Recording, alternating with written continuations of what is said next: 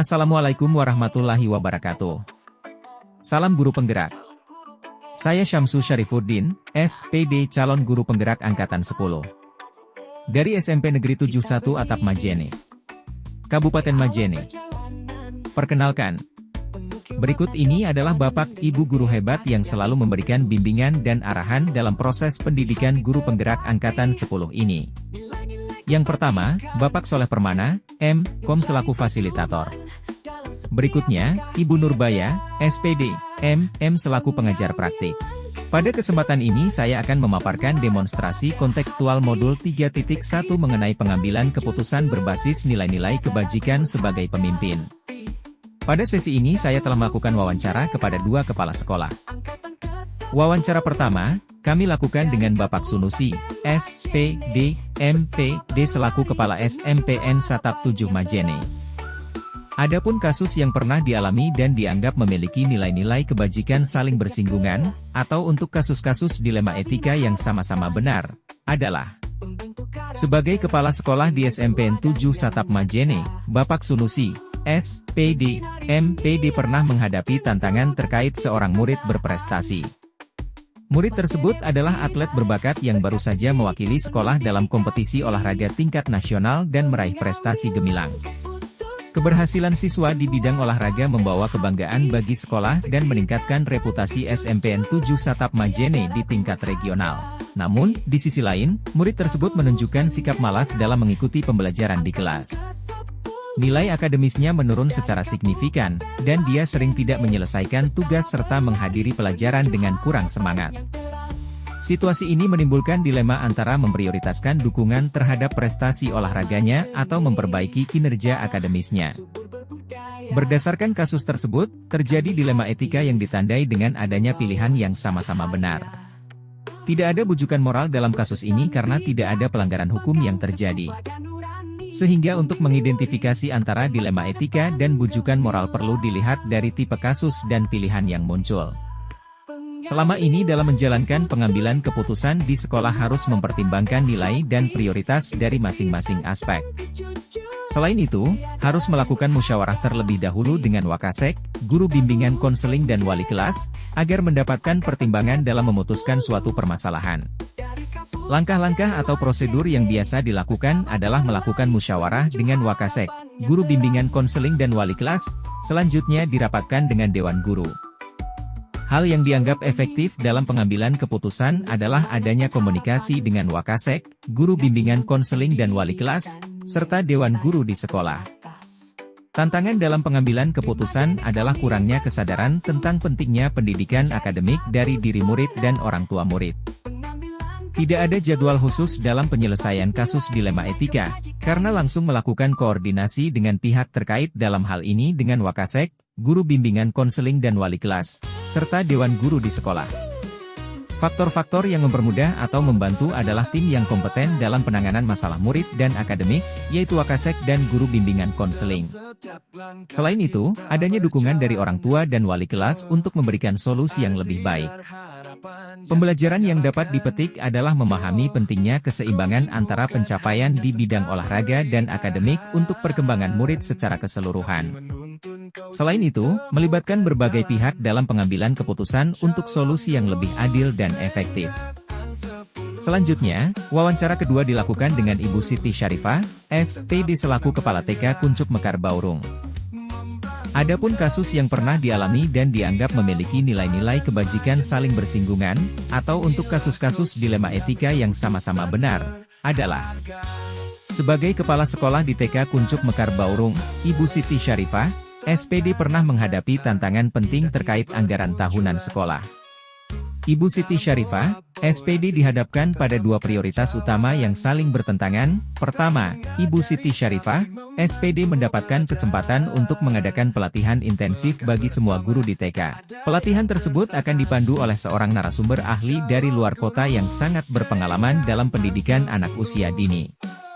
Tujuan dari pelatihan ini adalah untuk meningkatkan keterampilan guru dalam mengajar dan berinteraksi dengan anak-anak, yang diharapkan dapat membawa dampak positif terhadap perkembangan anak dan kualitas pendidikan di sekolah. Namun, biaya untuk pelatihan ini cukup besar, dan mengingat anggaran sekolah yang terbatas, alokasi dana untuk pelatihan ini akan mengurangi anggaran untuk keperluan lainnya. Yang kedua, di sisi lain, ruang kelas saat itu dalam kondisi kurang memadai, dengan furnitur yang usang dan sarana permainan yang tidak lagi aman dan menarik bagi anak-anak. Renovasi ini mencakup penggantian furnitur, perbaikan fasilitas, dan penambahan sarana permainan baru yang lebih edukatif dan menyenangkan. Renovasi ini sangat diperlukan untuk menciptakan lingkungan belajar yang lebih nyaman dan merangsang, tetapi biayanya juga tidak sedikit dan jika diprioritaskan, akan mengurangi dana untuk pelatihan guru. Berdasarkan kasus tersebut, adanya dilema etika karena harus memutuskan di antara pilihan yang sama-sama memiliki alasan yang masuk akal. Sehingga untuk mengidentifikasi antara dilema etika dan bujukan moral dapat dilihat dari alasan pengambilan keputusan. Jika ada alasan yang masuk akal dan dibenarkan maka masuk ke dalam dilema etika, sedangkan jika alasannya tidak sesuai maka masuk ke dalam bujukan moral. Selama ini dalam menjalankan pengambilan keputusan di sekolah harus mempertimbangkan sesuatu sesuai skala prioritas. Selain itu, harus melakukan musyawarah terlebih dahulu dengan seluruh guru untuk mendapatkan perspektif tambahan. Langkah-langkah atau prosedur yang biasa dilakukan adalah mengajak guru melakukan rapat internal untuk menetapkan prioritas berdasarkan analisis kebutuhan mendesak dan manfaat jangka panjang. Hal yang dianggap efektif dalam pengambilan keputusan adalah keterlibatan guru dan pihak-pihak terkait dalam proses pengambilan keputusan membantu mendapatkan pandangan yang solutif, serta adanya kriteria yang jelas dan terukur dalam mengevaluasi opsi pengambilan keputusan. Tantangan dalam pengambilan keputusan adalah anggaran yang terbatas membuat sulit untuk memenuhi semua kebutuhan secara bersamaan. Serta perbedaan prioritas antara pihak guru dapat menyebabkan konflik dalam pengambilan keputusan. Tidak ada jadwal khusus dalam penyelesaian kasus dilema etika, karena langsung diselesaikan dengan melakukan koordinasi dengan seluruh guru. Faktor-faktor yang mempermudah atau membantu adalah masukan atau saran dari seluruh guru. Pembelajaran yang dapat dipetik adalah memahami pentingnya keseimbangan antara berbagai kebutuhan dan bagaimana menilai prioritas secara objektif. Melibatkan semua pihak terkait dalam proses pengambilan keputusan untuk mendapatkan perspektif yang lebih luas.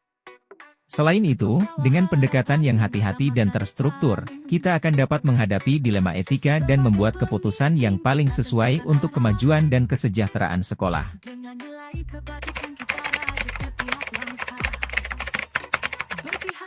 Hal menarik yang muncul saat wawancara adalah kedua kepala sekolah memiliki cara sendiri untuk menyelesaikan suatu permasalahan namun tetap berpijak pada nilai-nilai kebajikan.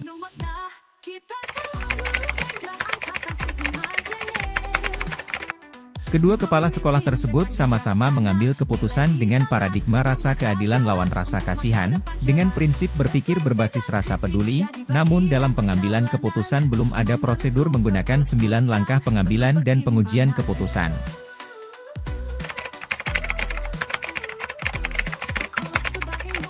Rencana ke depan harus adanya prosedur khusus dalam mengambil keputusan sehingga dapat diukur seberapa efektif hasil pengambilan keputusan tersebut dilihat dari faktor risiko atau dampaknya.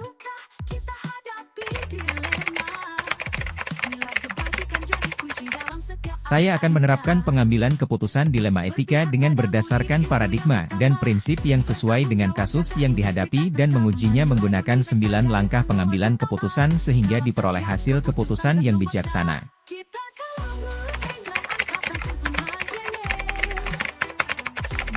Saya akan menerapkan proses pengambilan keputusan secepatnya, dimulai dari lingkup terdekat yaitu di lingkungan kelas saat menyelesaikan kasus yang dihadapi oleh murid.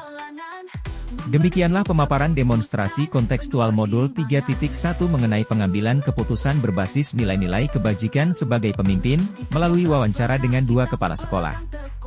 Terima kasih atas perhatiannya dan mohon maaf jika terdapat kesalahan dan kekurangan dalam penyampaian kami. Akhirnya, semoga video ini menginspirasi bagi Bapak, Ibu guru hebat. Salam dan bahagia, Bapak, Ibu hebat. Salam guru penggerak. Saya Syamsu Syarifuddin, SPD. Sampai jumpa di video selanjutnya. Wassalamualaikum warahmatullahi wabarakatuh.